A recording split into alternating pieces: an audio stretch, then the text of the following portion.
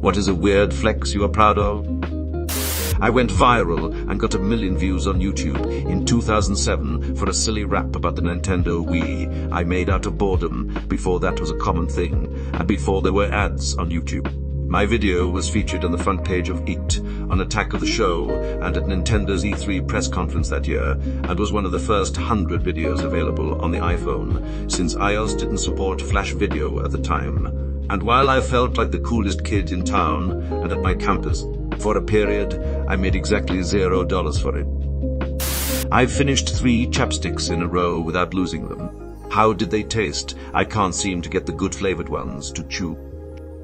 I have survived a murder attempt and a run-in with a literal serial killer. One of the only replies I'm really interested in knowing the what and how. In college, my roommate was the raw, and a mentally unstable student tried to kill him with cyanide. I got dosed strong enough to kill, but a sub in my first class of the morning was a nurse, and she's the only reason I'm alive. I shared the story on other subs and a podcast. Once, I had a run-in with Derek Todd Lee when he was active in Baton Rouge. Here's the story I shared a while back. The story was removed. Summer of 2002. My girlfriend calls me in hysterics. There's a white truck that's been following me for more than 10 minutes. Ever since I left Walmart, it's been right behind me. I've driven all over and even gone in circles. I think it's the killer. At the time, in Baton Rouge, a serial killer had been at large for a while. The FBI had said, be on the lookout for a white male driving a large pickup truck. A lot of his victims were brunettes that trended toward wealthier neighborhood. My gaffe at the time was brunette but wasn't wealthy. But this week she was house-sitting for her aunt, who was a literal millionaire and was driving her aunt's Lexus. Okay. I say, we're on our way. Here aunt lived in a huge house on the Lesu Lakes. I don't think much of it. It's Elsu and stupid stuff happens all the time. This is a prank of some kind, I am sure of it. A few minutes later, and we're at the interstate exit, I call her to say where we are, and before she picks up, I see her aunt's car pass by with a white truck right behind. Go to the house. We're right behind them. She pulls into her aunt's driveway, but the car stops and pulls over immediately once she does, parking across the street from her aunt's next-door neighbor, right on the edge of the lake. We pull in right behind her, and she's very upset. Recounts everything she said on the phone, and I assure her it'll be okay. My roommate gives me an assuring nod. I'm going to hide in the shadows. If he tries anything, lead him this way, and I'll hit him. I make myself seen to the truck's cab and approach slowly, with my hands visible. There's an African-American man in the cab, not a white guy. This is not the killer we're worried about. Hey, man, I announce, and he won't look directly at me. He's just looking at me side. I think there's a mix-up or something. You've been following my girlfriend a while here. You're freaking her out and you're going to have to go. Finally, turns on the truck and turns to give me a look. He's bothered or pissed off, and he drives off, and I will not see his face again until next year, when he's on the cover of the local paper, The Advocate, and he's been arrested for multiple murders. I ran into Derek Todd Lee. I'm mostly shocked that the murder attempt and the serial killer encounter were 2 different stories. Pretty sure I heard you on the radio rental podcast with this story. It's my story. I think that's how it got deleted from my link. Someone, the creepy sub thought I stole it from myself. One of my favorite composers responded to an email I sent him asking for feedback on a cover I did of one of his tracks. It was a lengthy and insightful response, and it really did make the 6 months of working on it all worthwhile. Edit. For those asking, it was Chris Christodoulos, the rain formerly known as Purple, which you can check out my cover of here. Hot depths, new double, YouTube come watch, rough check John Foskrup. I had a similar experience. In 2007, I watched a Swedish documentary about the twisting torso high-rise apartments in Malmö, Sweden. At the very end of the film, a beautiful, lilting little sweet melody played with an accented female voice singing way above the clouds. In my town, where the seagulls are singing, you'll find me. Where earth meets the sky. It was a very cute little song, and it stuck with me for weeks. Eventually, I looked it up, and it was pretty much non-existent on the internet. I found the writer was Cecilia Nordlund, and she wrote the song on commission from the Swedish Gufs Arts Council, so it had never been commercially released. It's not on YouTube, and the lyrics are not on any website known to Google. So I found her email address and sent her an email telling her I'd seen a film in DQZ, USA, that talked about Malmö, Sweden, and I loved the song. She wrote back, tickled at the prospect that her music had made it as far as Dicky, and attached the song as an MP3 file. I still listen to it 15 years later. Edited. The documentary is apparently up on YouTube, and a comment below links to it. An abbreviated version of the song plays over the credits. Further edit. May as well put the full song's lyrics out there so it exists on the internet in some form. Way above the clouds in my town, way above the clouds in my town where the seagulls are singing, you'll find me where earth meets the sky. And the boats are passing by, in the sea they are waving back to me, where my people are living and breathing. Lift me higher above the sun, spin me round and round, and round and round and round, turn your head upside and dance around. Way above the clouds in my town where the seagulls are singing, you'll find me where earth meets the sky, where the boats are passing by in the sea, they are waving back to me where my people are living. Lift me higher above the sun, spin me round and round and round, turn your head upside and dance around. Lift me higher above the sun, spin me round and round and round and round, turn your head upside and dance around and dance around.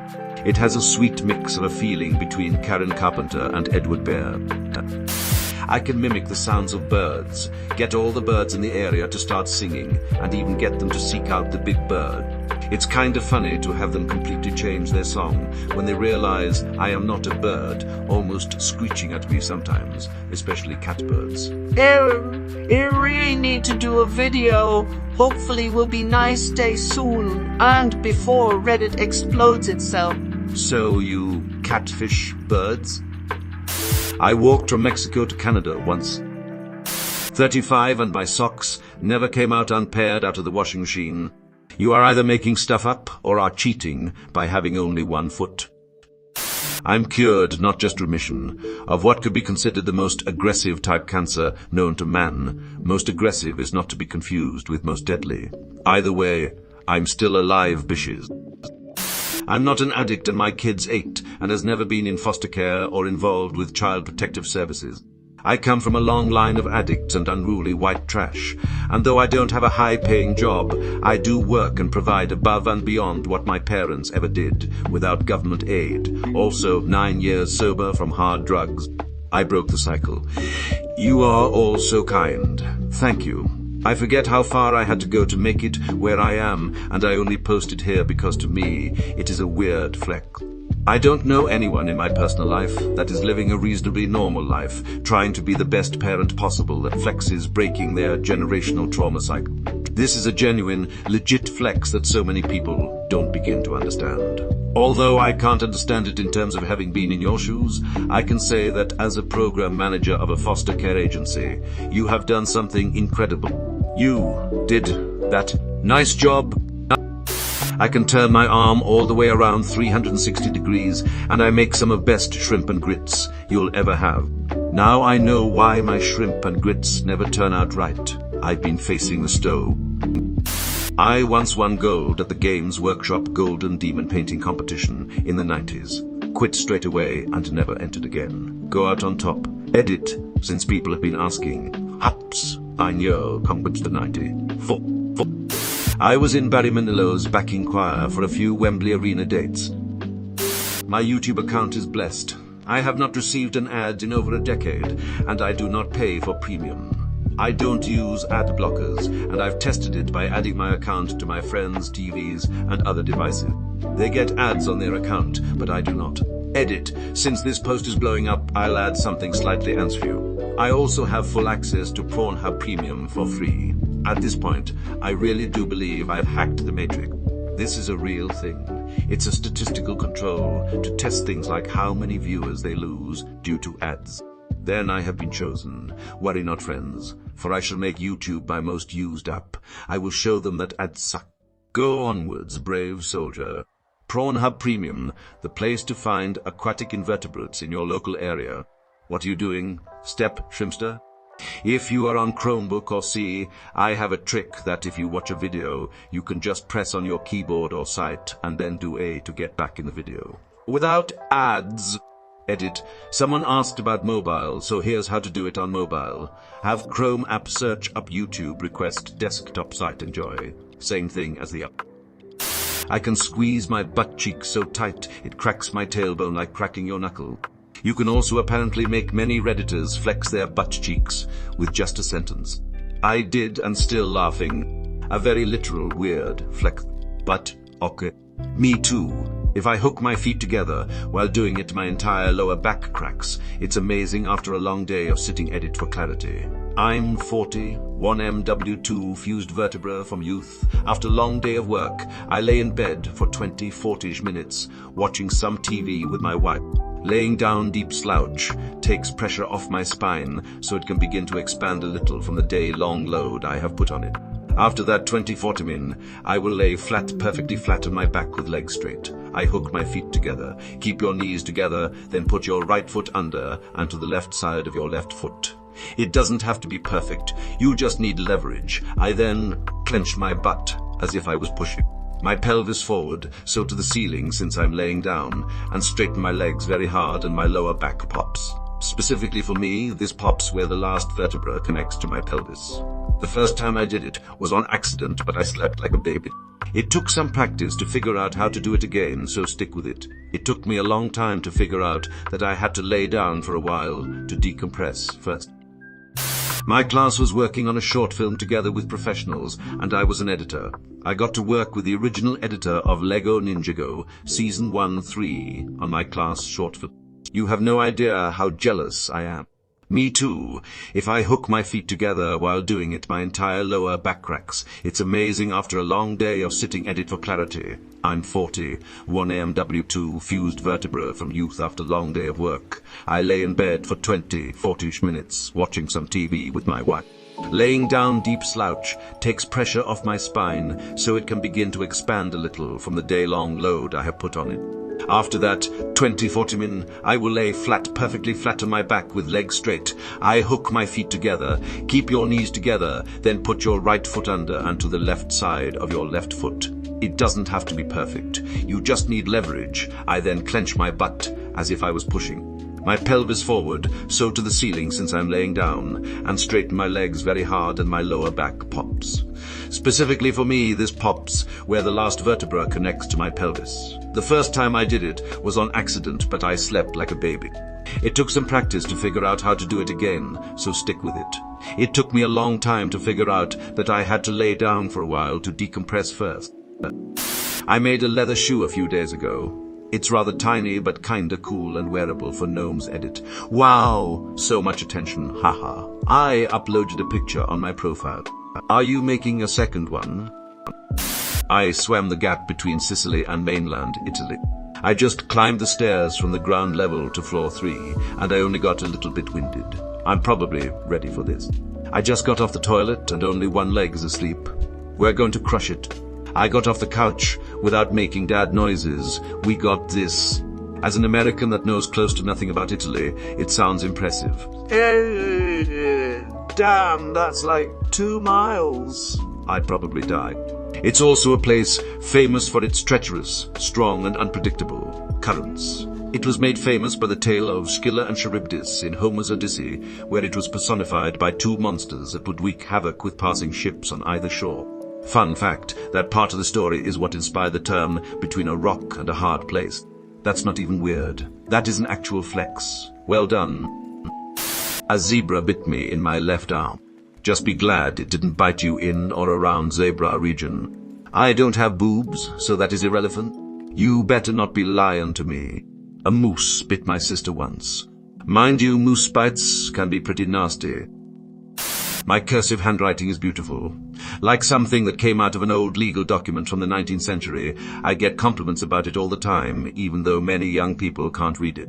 Literally, nobody cares, but it's certainly something I'm proud of, and I like it when people notice it. My mother had beautiful penmanship and actually worked as a calligraphist to make extra pocket money when she was in college, so I guess that's where I get it from. Undefeated 7-8-year-old Little League baseball coach.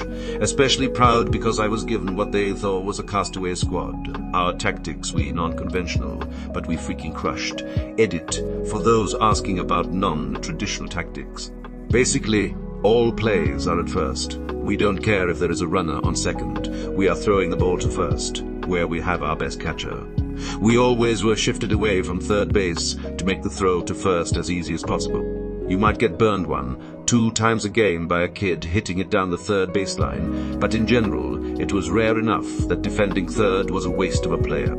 95% of balls in play are going to be between shortstop and first, because 78-year-olds are hitting for contact and do not know where they are going to hit it. So we packed those areas that give us the best chance for a play at first and went there every time. Also, I found it benefited the team more to work with making our weaker players stronger and not focusing on our superstars. This allowed every kid to play more because your studs are going to be good no matter what, and probably were getting extra work at home anyways.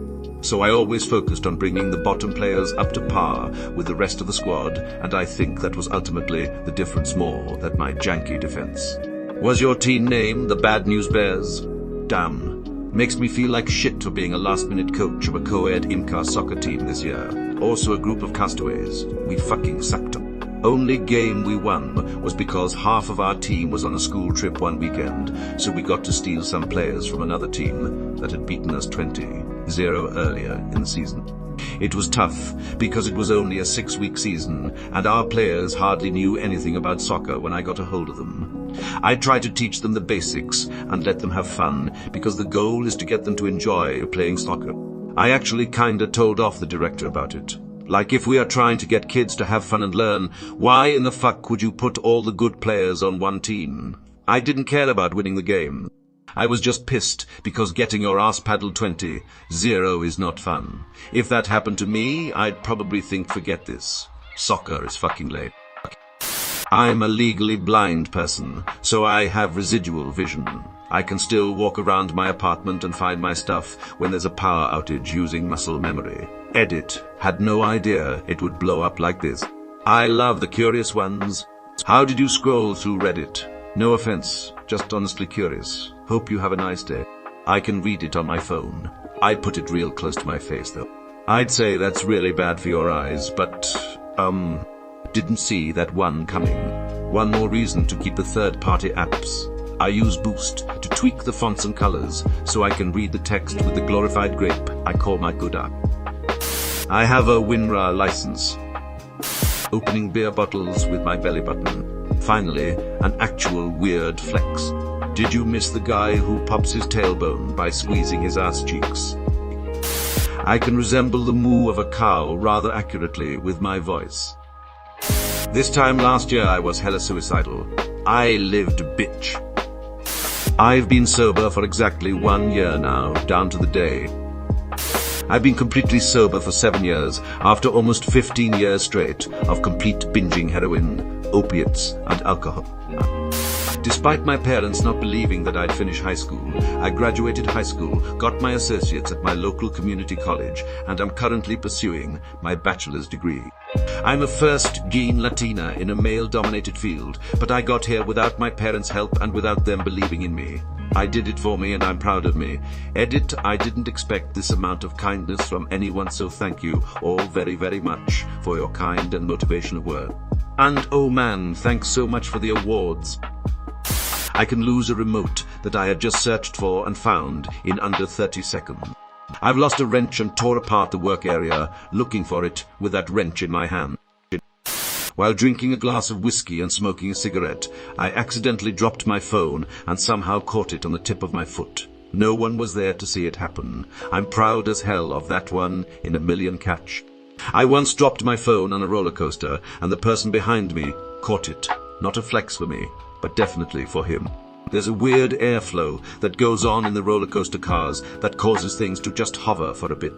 Like when the person in front of you pukes and you can look at it floating in the air for a second before it envelops your head and upper body. I designed a little puzzle and had it 3D printed. From my brain to a thing I can hold in my hand in a couple of weeks. A neat we live in the future moment. Not that weird, but I moved to the other side of the world on my own when I turned 18. Same here, Chicago suburbs to Australia. Not a huge culture shock at all, but it led me to more travel and haven't lived in the States since I'm 29 now. Lived in South Korea, Cambodia, went to university in the Netherlands, first adult job in London, now traveling in Southeast Asia again and writing this from Chiang Mai. I worked my way through all of it. A life experience I'd recommend to anyone who is able and willing to go for it. I can fart on command. No shit